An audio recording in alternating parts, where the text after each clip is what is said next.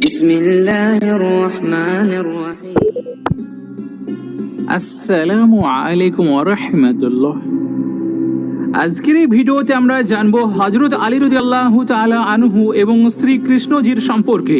সেই জন্য আপনি হিন্দু হন অথবা মুসলমান, পুরুষ হন অথবা নারী, ভিডিওটিকে সম্পূর্ণ অবশ্যই দেখবেন। এই ভিডিওতে আমরা আপনাদেরকে হযরত আলী এবং শ্রী কৃষ্ণজির একটি এমন ঘটনা বলবো যা আপনি এর আগে আর কখনোই শোনেননি। শুধু তাই নয়, এটি এমন একটি ঘটনা যা শুনে আপনি অবাক হয়ে যাবেন এবং ভাবতেও বাধ্য হবেন। সেই জন্য আজকের এই ভিডিওটি আপনাদের সবার জন্য খুবই গুরুত্বপূর্ণ একটি ভিডিও। অনুগ্রহ করে ভিডিওটিকে শেষ পর্যন্ত অবশ্যই দেখবেন। আর সবার আগে আল্লাহ তাআলার ভালোবাসায় অন্তর থেকে এই ভিডিওটিকে একটি লাইকও করে দেবেন এবং দয়া করে এটিকে শেয়ারও করে দেবেন, যাতে করে আরো মানুষের কাছে এই সত্যটা পৌঁছে যেতে পারে। তাহলে চলুন ভিডিওর মেইন অংশের দিকে এগিয়ে যাই। আপনাদেরকে জানিয়ে রাখি যে হযরত আদম আলাইহিস সালাম থেকে শুরু করে হযরত ঈসা আলাইহিস সালাম পর্যন্ত যত নবী এই পৃথিবীতে আগমন করেছেন তারা সকলেই আল্লাহর শেষ নবী হযরত মুহাম্মদ মুস্তাফা সাল্লাল্লাহু আলাইহি সাল্লামের আহল বায়াত এবং আপনার পরিবারের মর্যাদা বর্ণনা করেছেন। শুধু তাই নয়, আল্লাহর শেষ নবী হযরত মুহাম্মদ সাল্লাল্লাহু আলাইহি সাল্লামের আগমন সম্পর্কেও তারা তাদের সম্প্রদায়ের সামনে ভবিষ্যৎবাণীও করে গিয়েছেন। যেই রাত্রিতে আল্লাহর প্রিয় নবী এই দুনিয়ায় আগমন করেন, সেই রাতের সমস্ত নিদর্শন ইহুদিদের কাছেও বিদ্যমান ছিল। আর এটাই সেই কারণ ছিল যার জন্য আল্লাহর প্রিয় নবী হযরত মুহাম্মদ সাল্লাল্লাহু আলাইহি সাল্লামকে দায়ে হালিমার কাছে শপথ করে দূরবর্তী স্থানে পাঠিয়ে দেওয়া হয়েছিল। এটি এমন একটি স্থানে ছিল যেখানে ইহুদিরা পৌঁছাতে পারত না, কারণ তারাই ছিল সেই ইহুদি যারা দিন রাত আপনাকে খুঁজে চলেছিল। তারা বুঝতে পেরেছিল যে সেই প্রতিশ্রুতি মহাপুরুষ এসে গিয়েছেন যার ভবিষ্যৎবাণী হযরত মুসা আলাইহিস সালাম করেছিলেন। ঠিক একইভাবে হিন্দু ও খ্রিস্টানদের ধর্মগ্রন্থেও আল্লাহর শেষ নবী হযরত মুহাম্মদ সাল্লাল্লাহু আলাইহি সাল্লাম এবং তার আহলে বায়াতের উল্লেখ বিদ্যমান ছিল। যেসব নবীদেরকে গ্রন্থ ও শাস্ত্রের সম্মানিত করা হয়েছিল, তাদের গ্রন্থ ও শাস্ত্রেও আপনি সাল্লাল্লাহু আলাইহি সাল্লামের আগমনের ভবিষ্যৎবাণী উল্লেখ ছিল। কিন্তু আজ ইসলাম বিদ্বেষীরা তাদের নিজ নিজ ধর্মগ্রন্থ থেকে শুধুমাত্র তার উল্লেখ হয়ে মুছে দিয়েছে যেখানে আল্লাহর শেষ নবী হযরত মুহাম্মদ সাল্লাল্লাহু আলাইহি সাল্লামের কথা বিদ্যমান ছিল। এবং যেই সব গ্রন্থ থেকে তারা এই উল্লেখ মুছে ফেলতে পারেনি, তারা সেই সব গ্রন্থ গাঢ়ই পুড়িয়ে দিয়েছিল। কারণ তারা আশঙ্কা করেছিল যে যদি তাদের সম্প্রদায়ের লোকেরা তাদের ধর্মগ্রন্থে আল্লাহর শেষ নবী হযরত মুহাম্মদ সাল্লাল্লাহু আলাইহি সাল্লামের নাম দেখে বা পড়ে ফেলে, তাহলে তারা দল বেঁধে ইসলাম গ্রহণ করতে শুরু করবে।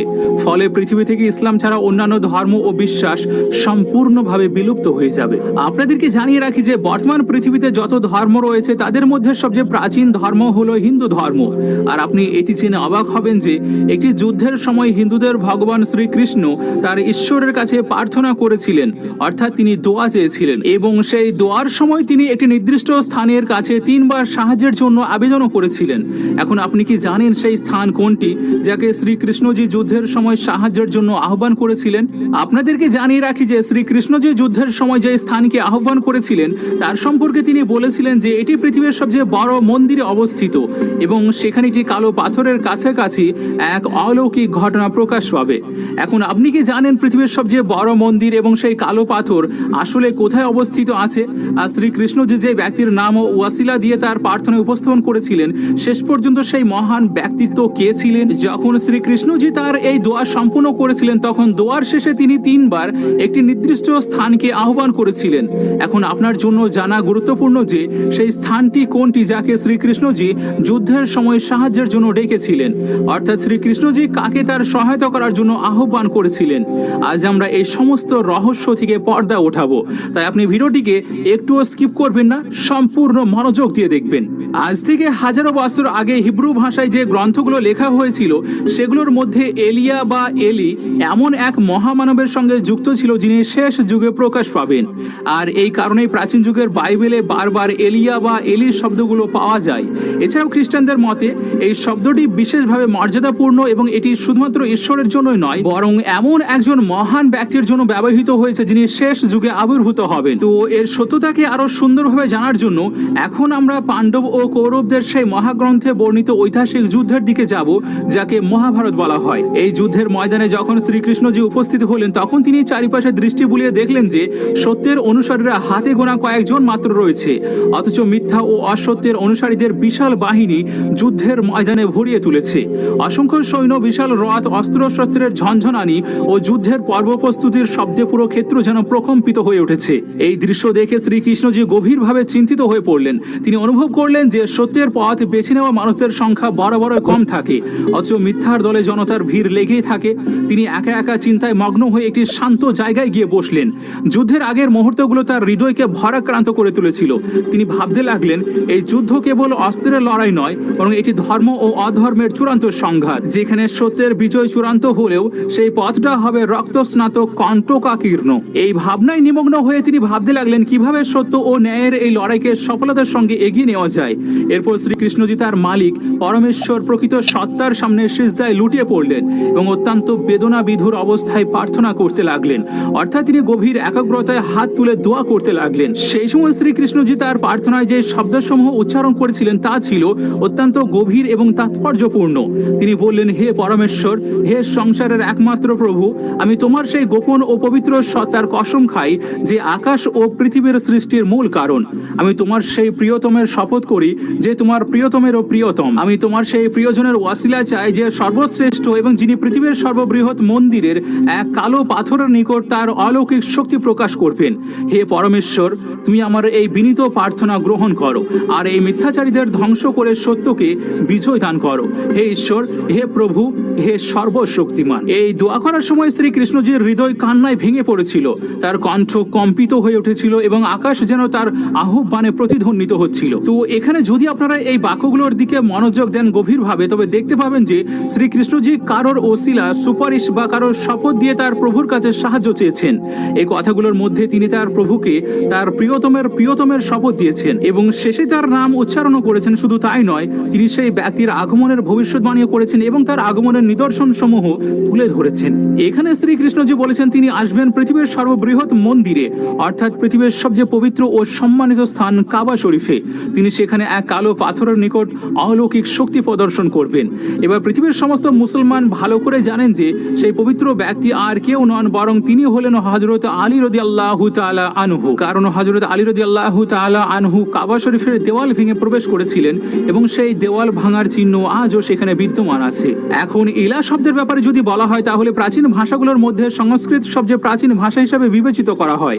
সংস্কৃত ভাষায় ইলা শব্দের অর্থ হলো উঁচু মর্যাদার অধিকারী, অর্থাৎ উচ্চ স্থানের ব্যক্তি। আর ঠিক একইভাবে আরবি ভাষায় আলা বা আলী শব্দের অর্থ উচ্চ মর্যাদার। আর ঠিক তেমনই ভাবে সংস্কৃত ভাষায় ইলা শব্দের ব্যবহার পাওয়া যায়। শুধু তাই নয়, বিভিন্ন প্রাচীন ভাষায় এই ধরনের শব্দ এখনো বিদ্যমান, যা প্রাচীন বেদ থেকে উদ্ধৃত হয়েছে। অনেক হিন্দু পণ্ডিতরাও স্বীকার করেন যে শ্রীকৃষ্ণজি যুদ্ধের সময় যে ইলাকে সাহায্যের জন্য ডেকেছিলেন, সেই মহান ব্যক্তিত্ব হযরত আলী রাদিয়াল্লাহু তাআলা আনহু ছিলেন। আল্লাহর প্রিয় নবী হযরত মুহাম্মদ মুস্তাফা সাল্লাল্লাহু আলাইহি ওয়াসাল্লাম বলেছেন, আলী এবং আমি একই নূরের দুটি আলাদা অংশ। হযরত আলী রাদিয়াল্লাহু তাআলা আনহুর বীরত্বের দৃষ্টান্ত এমন যে খন্দকের যুদ্ধে তিনি যে তরবারের আঘাত করেছিলেন তা হাজার রাকাত ইবাদতের চেয়ে উত্তম। যুদ্ধে যখন হযরত আলী রাদিয়াল্লাহু তাআলা আনহু ইহুদিদের দুর্গের প্রবেশদ্বারের কাছাকাছি পৌঁছে গেলেন, তখন দেখতে পেলেন যে সেই দুর্গের প্রধান দরজাটি বন্ধ আছে। এটি এত ভারী ছিল যে 70 জন লোক মিলে সেটি বন্ধ করত। এরপর হযরত আলী রাদিয়াল্লাহু তাআলা আনহু এক হাতে তরবারি চালাতে শুরু করলেন এবং অন্য হাতে সেই বিশাল দরজাটি কাঁপানো শুরু করলেন এবং অবশেষে তিনি সেটিকে তুলেও ফেললেন এবং তার সঙ্গীদেরকে বললেন, তোমরা সবাই দুর্গের ভেতরে প্রবেশ করো। এরপর হযরত আলী রাদিয়াল্লাহু তাআলা আনহু এক হাতে তরবারি চালাতে থাকলেন এবং অন্য হাতে সেই দরজাটি উঁচু করে ধরে রাখলেন, যতক্ষণ না 600 জন সাহাবী দুর্গের ভিতরে প্রবেশ করতে সক্ষম হলেন। এরপর যখনই সমস্ত সাহাবী দুর্গের ভিতরে প্রবেশ করলেন, তখন হযরত আলী রাদিয়াল্লাহু তাআলা আনহু সেই দরজাটিকে এত জোরে ছুঁড়ে ফেললেন যে এটি অনেক গজ দূর গিয়ে পড়ল। তো এটাই ছিল হযরত আলীর বীরত্ব। এই কারণে আজও আল্লাহর আউলিয়াগণ, প্রিয় বান্দারা এবং তার ভালোবাসার অনুসারীরা হযরত আলীকে সাহায্যের জন্য ডাকেন এবং শুধু তাই নয়, সেই সাহায্য আসতে দেখতেও পান। আল্লাহর প্রিয় রাসূল সাল্লাল্লাহু আলাইহি ওয়াসাল্লামের একটি অত্যন্ত বিশুদ্ধ সহিহ হাদিস আছে, যেখানে আপনি সাল্লাল্লাহু আলাইহি ওয়াসাল্লাম ইরশাদ করেছেন, আমাকে কেউ সত্যিকার অর্থে চিনতে পারেনি শুধুমাত্র আল্লাহ ছাড়া, আর তোমাকে আলী কেউ চিনতে পারেনি শুধুমাত্র আল্লাহ এবং আমি ছাড়া। প্রত্যেক নবীর একজন বিশেষ রাজদার মানে বিশ্বাসভাজন থাকে, আর আমার রাজদার আলী তুমি নিজেই। এবার হযরত মুহাম্মদ সাল্লাল্লাহু আলাইহি ওয়াসাল্লাম আল্লাহর সবচেয়ে প্রিয় নবী ছিলেন, আর আপনি হযরত আলী রাদিয়াল্লাহু তাআলা আনহুকে আমার ভাই বলে সম্বোধন করেছেন। এখন দেখুন, শ্রীকৃষ্ণজি যার প্রিয়তমের প্রিয়তম হিসেবে ওয়াসিলা বা সুপারিশ দিচ্ছিলেন, তিনি আর কেউ নন বরং হযরত আলী ছিলেন। আল্লাহর প্রিয় রাসূল সাল্লাল্লাহু আলাইহি ওয়াসাল্লাম আরো বলেছেন, যদি সমগ্র মানুষ হযরত আলীর ভালোবাসায় ঐক্যবদ্ধ হতো তবে আল্লাহ তাআলা জাহান্নাম সৃষ্টি করতেন না। সুতরাং আমাদের উচিত সুন্নি, শিয়া, দেওবন্দি ইত্যাদি বিভাজনে না গিয়ে পারস্পরিক বিভেদ পরিহার করা এবং আল্লাহর প্রিয় নবী সাল্লাল্লাহু আলাইহি ওয়াসাল্লাম এবং হযরত আলী রাদিয়াল্লাহু তাআলা আনহুর প্রকৃত অনুসারী হওয়ার চেষ্টা করা, আর যেখান থেকে আমরা ইহকাল এবং পরকাল দুই জায়গাতেই কামিয়াব হয়ে যাব। সর্বশেষে আল্লাহ তাআলার কাছে দোয়া যে